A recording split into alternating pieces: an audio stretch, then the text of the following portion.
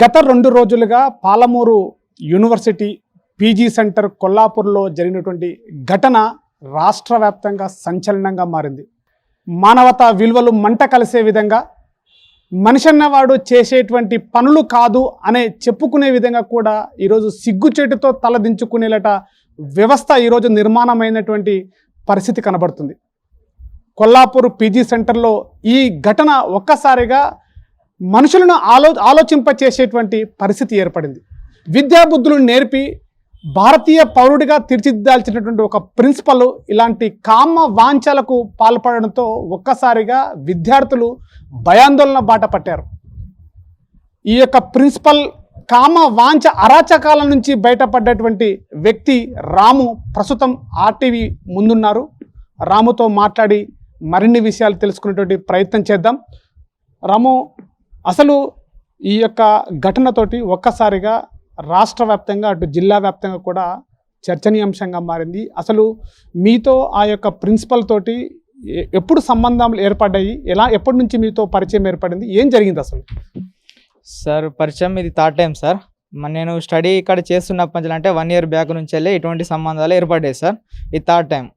ఇక్కడికి వచ్చినాక ఇప్పుడు వచ్చినప్పుడల్లా చేస్తారు. ఒకసారేమో ఇక్కడ స్టడీ చేస్తున్నప్పుడు, ఒకసారేమో నా స్టడీ అయిపోయి ఇంటికైనా కానీ కరీంనగర్కి బండి పంపించి, అది సెకండ్ టైం సార్. ఇక సర్టిఫికేట్ల కోసం వచ్చి థర్డ్ టైం సార్ ఇది. అంటే మీరు ఎక్కడి నుంచి వచ్చారు? ఇక్కడ ఏం చదువుతున్నారు? ఏ కోర్స్ చేస్తున్నారు? సార్, నేను జగిత్యాల జిల్లా నుంచి వచ్చిన సార్. నేను ఇక్కడ MBA ఫైనాన్స్ సార్. నాది MBA కంప్లీట్ అయిపోయి 1 year అవుతుంది సార్. సర్టిఫికేట్స్ కోసం రావడం వల్ల ఈ సర్టిఫికేట్ చేతికి అంది అని చెప్పి ఎటువంటి భయం లేక ముందు అడిగేసిన సార్ నేను. అంటే ఇక్కడ ఎప్పటి నుంచి ఆ రోజు రాత్రి మీకు మీ మీద ఫోర్స్ చేయడము కానీ, లేకపోతే ఎప్పటి నుంచి పిలిచడం జరిగింది? ఆ తర్వాత రాత్రి ఏం జరిగింది అసలు దీనిపైన? సార్, సాయంత్రం ఇట్లా 7:30 నుంచి 7:30 అందాజ 7:30 నుంచి వెళ్ళి కాల్ చేసిండు సార్ నాకు. చేసి నార్మల్గా ఫస్ట్ 2 times నార్మల్గా మాట్లాడిండు. ఫస్ట్ టైం నార్మల్గా మాట్లాడి, చేసి 2 times కూడా నార్మల్గా మాట్లాడి, తర్వాత నుంచి వెళ్ళి నా రూమ్కి రా, కింద వాచ్మెన్ ఉంటాడు, వాచ్మెన్కి ఫోన్ ఇయ్యు, ఫోన్తో మాట్లాడి నేను బండి ఇప్పిస్తా చేస్తా అనుకుంటా మాట్లాడిండు సార్. మాట్లాడిన వాళ్ళు చేసిన వాళ్ళు అంత ఏమైంది. తర్వాత నెక్స్ట్ టైము అంత థర్డ్ టైము సార్ నేను బాత్రూమ్ వచ్చినా అని చెప్పి అబద్ధం చెప్పి లోపల ఉన్నా కానీ ఉండడం వల్ల ఆయన ఏమైంది సార్, ఇక తర్వాత ఆయననే మళ్ళీ ఫోన్ చేసి నేనే బండి వేసుకొని వస్తున్నా అన్నాడు. సార్, మీకు బండి లేదు కానీ అంటే గిట్ట ఇంటోనర్ బండి వేసుకొని వస్తున్నా అన్నాడు సార్. ఇంటోనర్ బండి వేసుకొని ఇక్కడికే పెట్రోల్ బంక్ దాకా వచ్చిండు సార్. పెట్రోల్ బంక్ దాకా వచ్చి బలవంతంగా నన్ను తీసుకొని వెళ్ళిండు సార్ ఒకసారి. నెక్స్ట్ తర్వాత అక్కడికి పోయినాక వెంటనే నా ఫ్రెండ్స్ ఏంటంటే వెంటనే ఫోన్ చేశారు, రాము మనం ఉండేది ఇప్పుడు లాస్ట్ టైం ఒకసారి కలుస్తున్నాం కదా, తిందు ద్వారా అందరం కలిసి తిని మంచిగా ముచ్చట పెట్టుకుంటూ టైంపాస్ తినుకుందాం తిందాం ద్వారా అంటే గిట్ట ఆ తినే టైంలో కూడా 2-3 times కాల్ చేసిండు సార్. నా ఫ్రెండ్స్కి చెప్పుకున్నా, ఒక జూనియర్ నా MBA డిపార్ట్మెంట్ జూనియర్ కూడా చెప్పుకున్నా. నా ఫ్రెండ్స్ ఏంటంటే అరే మేము వెంటనే అటాక్ వేస్తాం. అక్కడ మన జూనియర్ ఏంటంటే కొంచెం ఫ్లెక్సిబుల్గా మంచిగా బక్క మంచిగా ఉంటాడు, కొంచెం దునకడం చేయడం ఉరకడం అంటే కానీ మంచిగా ఉంటాడు అని చెప్పి వాని సాయంతోనే ముందే అనమని నాకు భయం వేసి, అరే నాని నువ్వు రారా కొంచెం రారా అని చెప్పి కొంచెం ముంగడిపోయి ఉండు, నేను మళ్ళీ CC ఫుటేజ్లో ఫోన్లలో చూసుకుంటాడు, చెక్ చేసుకుంటాడు కావచ్చు నాకు అనుమానంతో, అరే నాకు భయం అవుతుంది రా గిట్లా కొంచెం ముంగడికి వచ్చి ఉండురా, నాకు ఎందుకన్నా మంచిది. వాడు మళ్ళీ గిట్లా లైంగికంగా వేసగిట్టా నన్ను, ఇట్లా ఇది సంతకాలు పెట్టుడు అది ఇది కాక కొంచెం అది లైంగికంగా వేసగిట్టా. TCలో దాని గురించి మాట్లాడుకుంటా రూమ్కి అది తీసుకుపోయాడు సార్. తర్వాత ఏంది బండి గురించి మళ్ళీ దించుతా అన్నాడు సార్ సంతకాలు అవన్నీ అయిపోయినాక. అరే నాకు అనుమానం కొడుతుంది, కొంచెం లైంగికంగా వేధించే అవకాశం ఉందిరా నన్ను, నువ్వు వచ్చి ఒక టర్నింగ్ కార్డు ఉండురా, నేను ఏమన్నా గిట్లా అట్లయితే గిట్ట గట్టిగా కీకలేస్తారా నేను, నువ్వు అప్పుడు వచ్చి వెంటనే వీడియో తీస్తావా మరి ఏం చేస్తావో నాకు కొంచెం హెల్ప్ చేయరా అని చెప్పి భయంతో ఉన్నా సార్. రూమ్కి వెళ్ళా అంతే, అక్కడికి వెళ్ళాక వెంటనే తన గేట్ తాళం తీసి లోపలికి తీసుకుపోయాడు.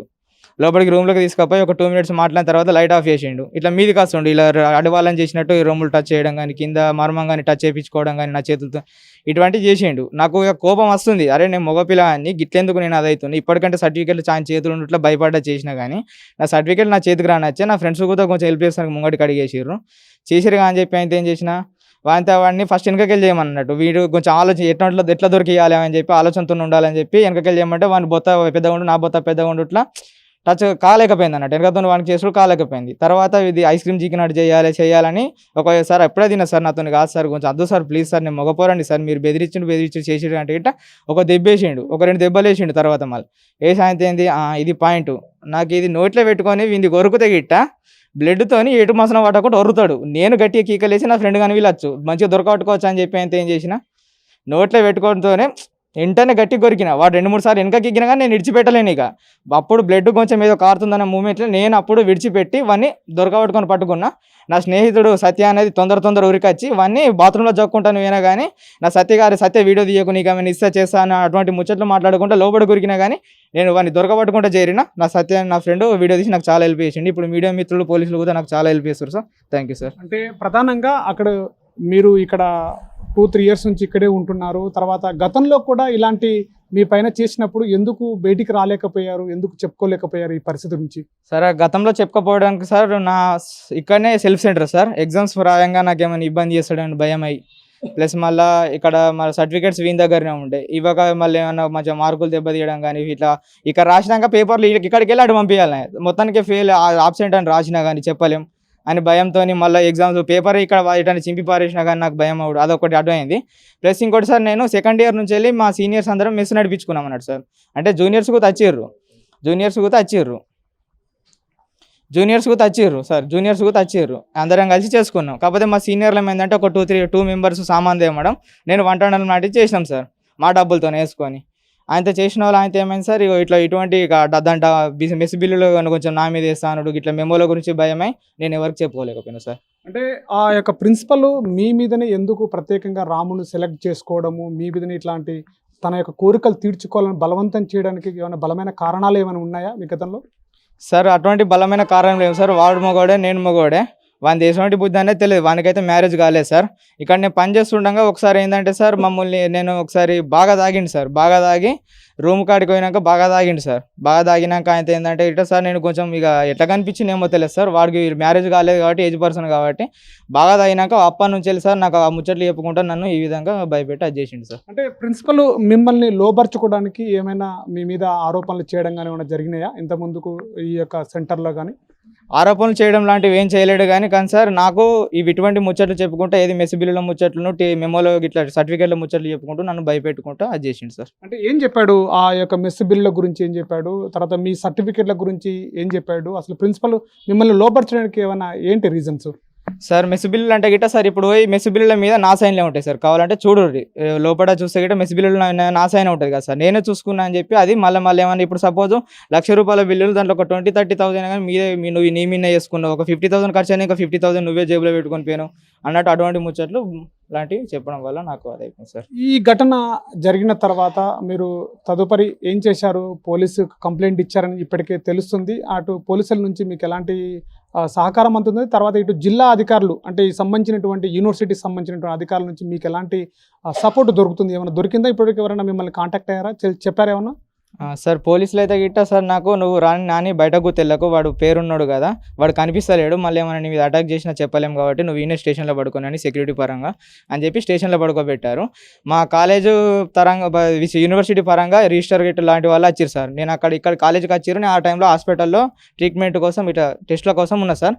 అక్కడికి వచ్చి నాన్న నువ్వేం టెన్షన్ పడకు మేము చూసుకుంటామని చెప్పి నన్ను మొదలిచ్చి ఏం భయపడకు అనుకుంటూ చెప్పి వెళ్ళారు సార్. మంచి కొంచెం మద్దతు లాంటివి ఇచ్చి. ప్రధానంగా అక్కడ ఈ యొక్క సెంటర్లో మీతో పాటుగానే గతంలో కూడా ఈ యొక్క తన యొక్క కోరికలు తీర్చుకోవడానికి చాలా మంది బాధితులు ఇలాంటి ఫిర్యాదులు చేశారు, వీసీ గుడిక ఫిర్యాదులు చేశారని చెప్పేసి కూడా బయట వినబడుతుంది. నిజంగానే ఇట్లా ఆరోపణలు వచ్చాయా? వచ్చి ఇతని పైన కంప్లైంట్ చేశారా? సార్ ఇటువంటి ఆరోపణలు అంటే గిట్ట సార్ చేసిరని కూడా చాలా మంది కన్నా సీనియర్ స్టూడెంట్లు వాళ్ళు అన్నారు సార్. నేను ఉన్నప్పుడైతే గిట్ట అటువంటివి తీసుకుపోవడం కానీ నేను ఇక్కడ వాచ్మెన్లను కూడా అడిగినా సార్, అది ఇటువంటి ఏమైనా ఉన్నాయో చేసిన అతను ఇట్లా చేసిండే అటువంటి ఏం లేదు మంచోడు అది కూడా చెప్పారు నాకు. కాకపోతే నాతో ఈ వర్క్ 2 times చేసే నేను ఒక్కనే ఉన్నానో నా దగ్గర ఇంకెవాళ్ళు ఉన్నారో వాళ్ళ సర్టిఫికేట్ లీడ్ ఉన్నాయో ఏం తెలియదు సార్. అట్లా నా తిరిగి భయపడిన వాళ్ళు ఏమైనా ఉన్నారో ఏందో ఏమన్నా తెలియదు. కాకపోతే గిట్ట నాకు సర్టిఫికేట్లు వచ్చిన ధైర్యంతో నేను ముందడుగేసి చేసిన సార్. ఇట్లా అంటే ఈ ఘటన పైన ఇప్పటికే పోలీసు ఫిర్యాదు కూడా చేశారు, అటు అధికారులు కూడా మీ మీద చేస్తున్నటువంటి పరిస్థితి. చివరగా మీకు తదుపరి న్యాయం ఎలాంటి జరగాలి? ఇలాంటి ఘటన మరోసారి పునరావృతం కాకుండా ఇతర విద్యార్థులు మీలాగా బలి కాకుండా ఉండాలంటే ఏం చేయాలనుకుంటారు? తదుపరి కార్యాచరణ ఎలా ఉండబోతుంది? సార్ వాడిని ఆ ప్రిన్సిపల్ కాదు అవన్నీ ఉద్యోగంలోకి వెళ్ళి తీసేయాలి సార్. సస్పెండ్ చేస్తారు ఏం చేస్తారో కానీ ఇప్పుడు నా పొజిషన్లో ఇట్లా లేడీ ఉంటే ఎంత బాధపడునో మీ మీడియా మిత్రులు ప్రపంచం మొత్తానికి తెలుసు. నేను మగోని కాబట్టి ముందడికి అడిగేసి ఇట్లా వచ్చిన. మీడియా మిత్రులకు చెప్పేది ఏంటంటే మొత్తం వాళ్ళందరూ లేడీస్ అయితే ఇంత ఇబ్బంది లేదు. వాడిని అసలు జాబులే ఉంచొద్దు, టీచర్ పరంగా కాదు, వాడు టీచర్ పరంగా ఇంకేం పని చేస్తాడు సార్. కానీ నేను లేకుంటే లారీలు ఆపుకుంటే ఏరుతారు చూడు, వాళ్ళని అనద్దు కానీ లేడీస్ని అట్లా ఆపుకోమని ఓంతో తెగించుకోమని మంచిగా ఉంటుంది కదా సార్. లేకుంటే వాడు ఒక 50 రూపాయలు ఇస్తే అదే అవుతాడు. ఇంకేం సార్ మంచిగా అట్లా పని చేసుకోమని వానికి టీచర్ తనం అయితే పని చేస్తారు. ఇది ఇక్కడ పాలమూరు యూనివర్సిటీ కొల్లాపూర్ పీజీ సెంటర్లో ఉన్నటువంటి ప్రిన్సిపల్ యొక్క ఒక్కొక్క దురగతాలు బయటపడుతున్నటువంటి పరిస్థితి. కానీ గతంలో తన పైన 3 సార్లు కూడా నా పైన ఇలాంటి కోరికలు తీర్చడానికి వచ్చినప్పటికీ కూడా నా యొక్క కుటుంబ ఆర్థిక పరిస్థితుల కారణంగా నాది చిన్న కుటుంబం చాలా సుదూర ప్రాంతాల నుంచి ఇక్కడికి వచ్చి చదువుకోవడానికి వచ్చినటువంటి ఆ సమయంలో నా యొక్క సర్టిఫికెట్లు నా చదువు మధ్యలో ఆగిపోతున్నటువంటి భయాందోళనతో నేను చెప్పలేకపోయాను. కానీ ఇది చివరి సంవత్సరం నా యొక్క 2025తో నా యొక్క ఇక్కడ చదువు పూర్తవుతుంది. ఇతని యొక్క గతాలని బయటికి పెట్టాలని చెప్పేసి ఉద్దేశంతోనే ఇది చేశాను. ఇలాంటి నా వైపు నుంచి కూడా ఇలాంటి బాధితులు ఇంకో ఎంతమంది అది కూడా అధికారులు వీటిపైన దృష్టి పెట్టి ఇలాంటి సంఘటనలు పునరావృతం కాకుండా చేయాలని చెప్పేసి కూడా రాము కోరుతున్నారు. మరోవైపు నుంచి కూడా ఇటు వీసీ కానీ అటు పోలీస్ శాఖ కానీ ఇటువైపు నుంచి కూడా పూర్తిగా దీనిపైన దర్యాప్తు చేసి నాలాంటి బాధితులను కాపాడాలని చెప్పేసి కూడా రాము చెప్తున్నటువంటి పరిస్థితి. కెమెరా పర్సన్ నర్సింగ్తో శివాజీ, RTV, నాగర్ కర్నూలు జిల్లా.